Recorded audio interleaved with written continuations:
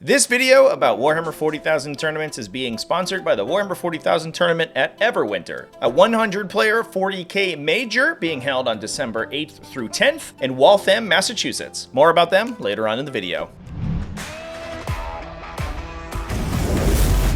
What's up, folks? Welcome back to TacticalTortoise, and welcome to a very spooky episode of Best Armies in Warhammer 40k. This one for the weekend of August 27th and 28th, 2023. As always in this video series, we are going to be talking about lists that went undefeated in GT or major level events in the 40k sphere this past weekend, breaking them down and talking about what makes them tick. Now, with the October holidays approaching, the pickings for this week were relatively slim and not too many large GTs. That said, we did get one large major level event in the 40k All-Stars being held by our friends over at Hellstorm Wargaming and was streamed over on the Hellstorm Wargaming channel. That said, with the small number of GTs occurring this week, we actually dived into some smaller, less than 20 player 5-round events. So we do have a couple of events in here that were made up of 16 to 20 players. Now, the metagame breakdown for this week was relatively interesting. Eldari are back on the top with a couple of GT wins and undefeated records. They went 1 and 2 in the 40k Super All-Stars, that Hellstorm Wargaming event that we just discussed, but we also saw undefeated X-0-1 records. That means 1 draw on their profile, both at the GTS Valencia and Queen City Oktoberfest. Leagues of Votan came in second place this week at smaller events at Last Rites 3 and Carnage Con. From there on, we have all single result factions. These all had a single undefeated player in their roster. Space Marines continuing to do relatively well with their new codex, but interestingly, the more esoteric chapters, the non-compliant chapters,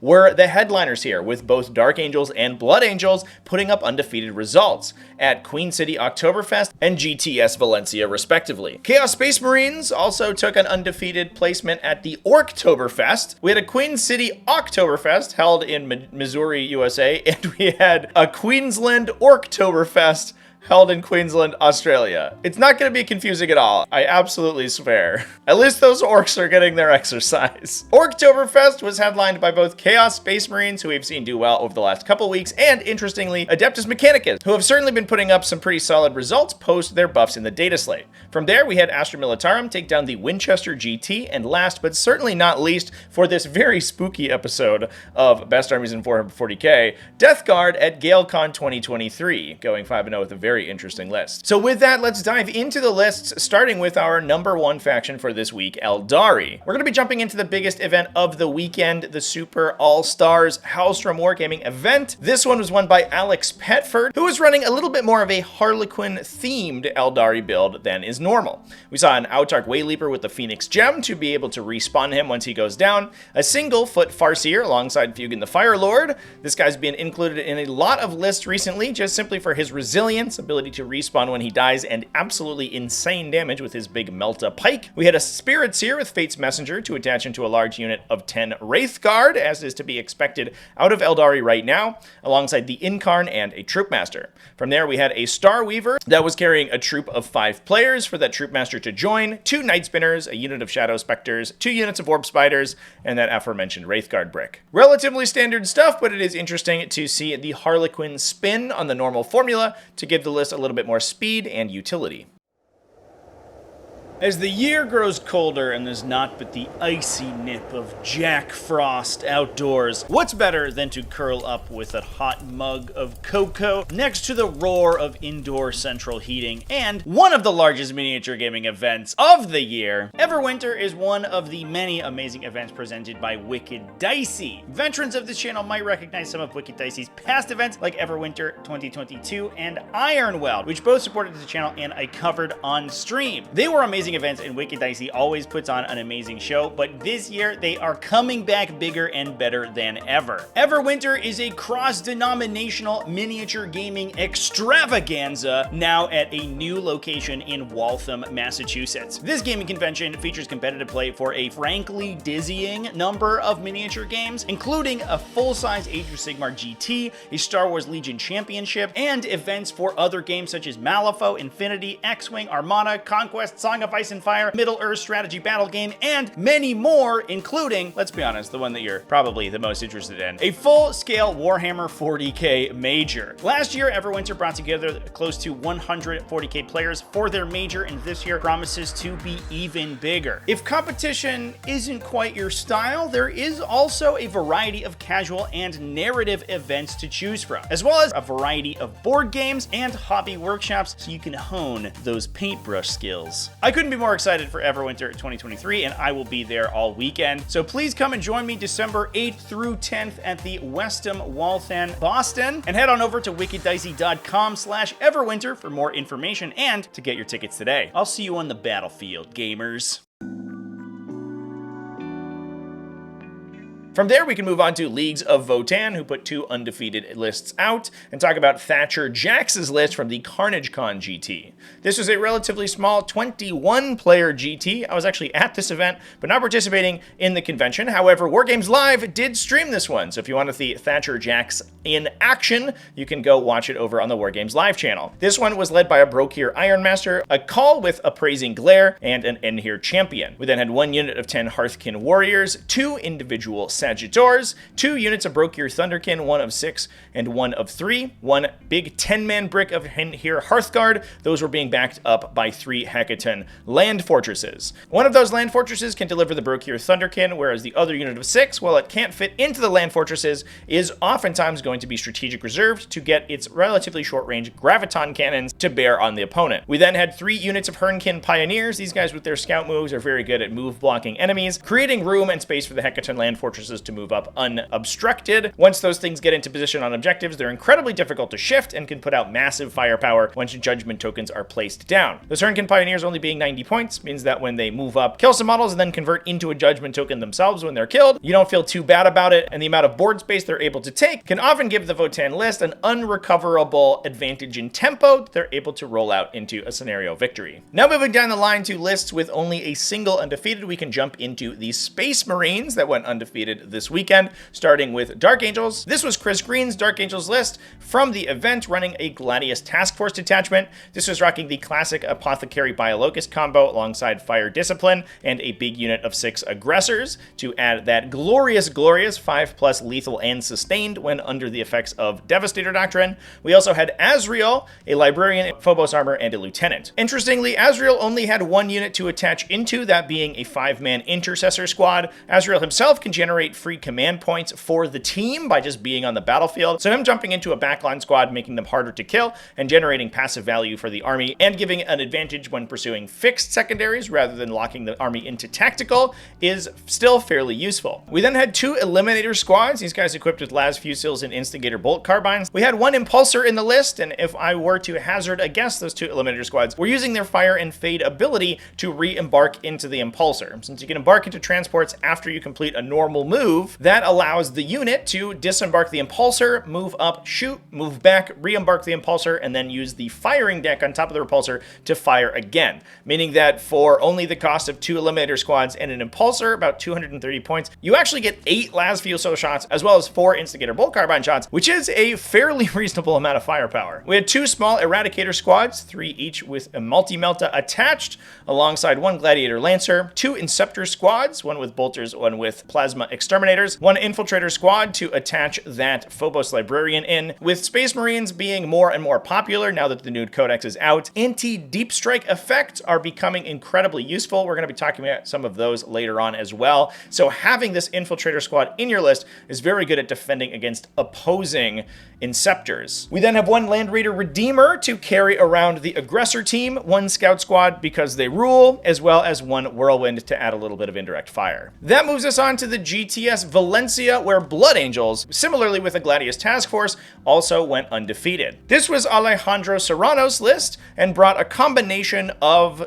Gladius Task Force staples alongside some classic Blood Angels units. We saw an Apothecary Biolocust with Fire Discipline attached to an aggressor squad, just like we saw in Chris Green's list. We see Lamarties as well as a combi weapon lieutenant with Artificer armor. Lamarties was joined into a 10 model Jump Pack Death Company Marine Squad, carrying 10 Power Fists to add a ton of aggressive melee damage. That's especially sticky to remove with Lamarty's built-in -1 damage effect. We saw then 2 additional units of 5 Death Company Marines, also with Jump Packs, Inferno Pistols, and Power Fists. 1 Devastator Squad with 4 Grav Cannons. These guys were being delivered, I believe, alongside the Aggressor Squad by a single Librarian Dreadnought, using Wings of Sanguinius to pick them up and teleport them around the table, getting otherwise unforeseen angles around terrain. We also then saw 3 units of Inceptors, 2 of 3, and 1 of 6. That adds a lot of highly maneuverable punch to the army, but unfortunately for the Inceptors, I don't believe they're able to use their meteoric descent when they set up thanks to Wings of Sanguinius.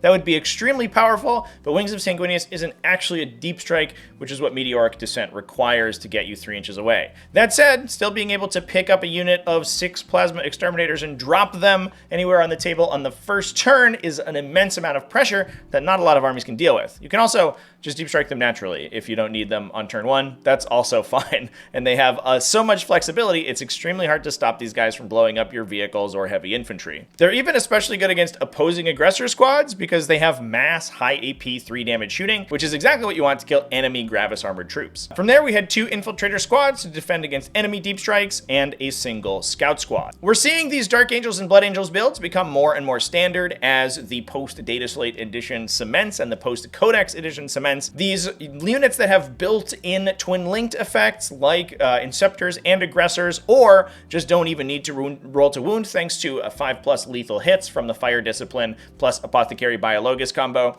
are becoming more and more popular after the nerfs to Oaths of Moment. You don't get wound rerolls as much in the faction, so you're just going to bring the units that have built-in wound rerolls themselves. Turns out those units were already good and cost-effective and largely got points breaks or side grades, which means that armies focused on those are just naturally going to become more popular. That moves us on to the Queensland Oktoberfest, which was taken down by Adeptus Mechanicus. This was the appropriately named Ben Warriors Adeptus Mechanicus Rad cohort, focusing on a bunch of characters, 2 Tech Priest Domini, as well as 2 Tech Priest Manipuli. We have 1 Dominus with the Excoriating Emanation to grant stealth, 1 Manipulus with Master Annihilator to grant his unit sustain, and another one with the Omni Sterilizer to grant an anti-infantry, anti-monster, devastating torrent weapon. We then have 2 Techno Archaeologists. Now these guys are small, light, and relatively inexpensive infantry characters that don't have too much going on for them. They do improve the objective control characteristic of the units that they join, which is fairly useful for Skitarii Vanguard, which are already trying to push down enemy objective control.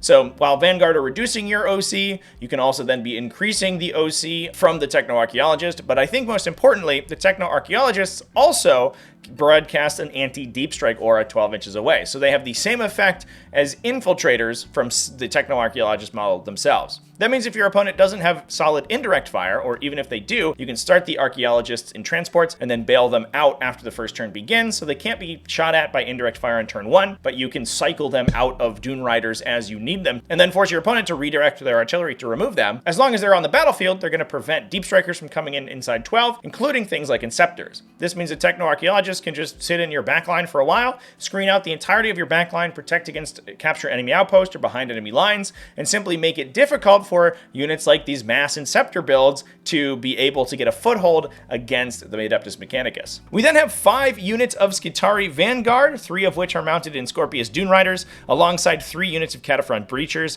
and a unit of Cerberus Raiders. With 6 characters in the list, we have enough to join into all of the Cataphront Breacher teams, as well as many of the Skitarii Vanguard teams, or leave those guys on the table as you need them to. There's a lot of options in this list, a lot of interesting tools to defend against particular matchups, whether or not you're using the Domini and the Manipuli to protect your Breacher teams, or using them to buff your Skitarii Vanguard is probably matchup dependent, and the Techno-Archaeologists can hold down your backline, or join even the Cataphront Breachers if they need more better protection, or the Skitarii Vanguard if they need higher OC, depending on what the situation requires. Certainly lots of interesting character technology inside this list.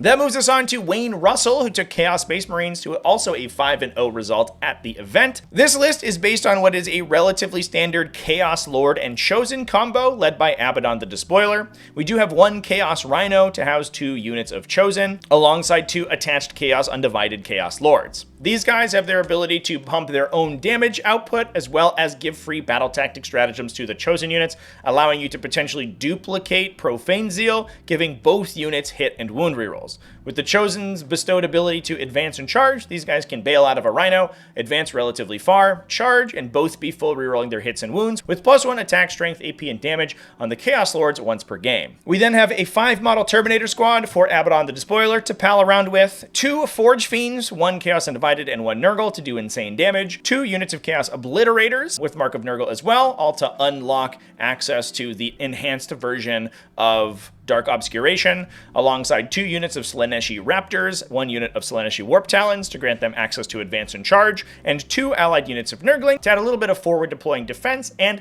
potentially deep striking utility units. That moves us on to the Winchester GT, which was won by Astra Militarum. Martin Cooper took a scout-focused Astra Militarum army to the event and took it down 5-0 with an army composed almost entirely of pre-game movers. This army included Gaunt's Ghost, as well as 1 unit of Ratlings to infiltrate and screen out the forward areas of the table, Lord Solar Leontis, 1 platoon command squad, and Ursula Creed for a little bit of free strat action. We then had 5 units of Catachan Jungle Fighters, which they're able to also bestow into dedicated transports that they join, so you can even be moving chimeras up the table before the game begins, and allows this army to not only create layers of troops protecting each other and the more valuable artillery and tanks hiding behind, but also complete secondary objectives and storm enemy objectives from the very beginning of the game. It's very, very easy to get mid-board secondaries like secure no man's land or extend battle lines with this army because you have so many Catachan Jungle Fighters pushing up the table from the get-go. We then had 2 units of 10 Death Corps of Krieg, 1 Chimera that we can insert some of those models into, 1 Basilisk, another unit with Scout, a Khazarkin unit, alongside 1 Manticore, 2 Medusa Carriage Batteries to round out the artillery allotment, 1 set of Regimental Attachés, a Scout Sentinel, another scouting unit, a unit of Tempestus Scions to add a deep striking utility unit, 1 Calidus Assassin for the same role, and a Rogel Dorn battle tank, rounding out the list with some heavy anti-armor firepower. This list looks incredibly wild, throwing so many Catachan Jungle Fighters up into the center of the table, using their high OC and forward position to be able to threaten enemy objectives, makes this army incredibly difficult to beat on primary. With KG play, it's hard to kill all of these Catachans before they're on you and preventing you from holding down objectives, keeping you at low primary, and while they'll probably all die, they won't die before the artillery and Rogel Dorn will pulverize everything that can threaten them. And that leaves us with our last event of the weekend, GaleCon 2023, which was taken down by Pierce Condren running an absolutely wild build of Death Guard. It's appropriate we see Death Guard taking an undefeated spot of this most spoopy of weekends in Warhammer 40,000,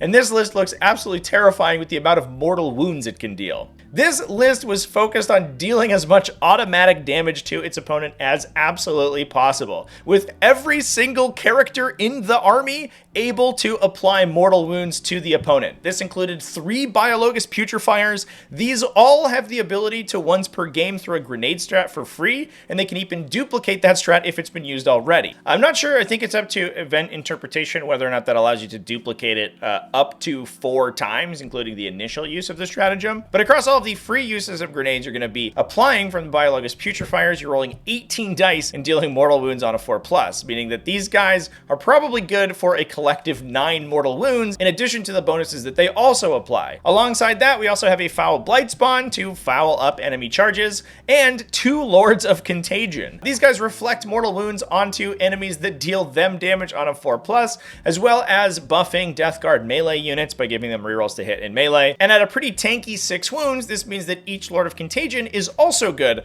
for 3 or so mortal wounds, meaning for those keeping track, the character allotment alone is good for around 15 mortal wounds on your opponent, assuming all of their abilities trigger. They can also just be attacking and buffing their units, so they're also contributing additional value that way. We then have Typhus, who has his Destroyer Hive, which is also able to deal mortal wounds in the shooting phase. This army does a lot of damage without having to roll a wound roll or a saving throw. In order to house all these characters, we're also rocking the maximum number of Plague Marine units allowed, 6 units of 5. These guys are embarked into 3 Death Guard Rhinos. We have 2 units of Death Shroud Terminators to deliver those to Lords of Contagion. alongside 3 Plague Burst Crawlers and 2 units of 3 Nurglings to act as utility. This army is absolutely wild. The sheer amount of grenades available to these Plague Marines is honestly terrifying. And while Death Guard aren't the greatest army at dealing lots of damage, that can be mitigated by using effects like Typhus or those Biologus Putrefiers to continuously plink enemy models down. Once you start to make use of their contagion effects as well, they can very quickly win the attrition battle once that cascade has started. And that clearly worked for Pierce, who went 5-0 at this event. And with that, those are all the best lists in Warhammer 40k for this week. Let me know down in the comment section what you think is the best one. Remember to keep it classy, folks, and have happy wargaming.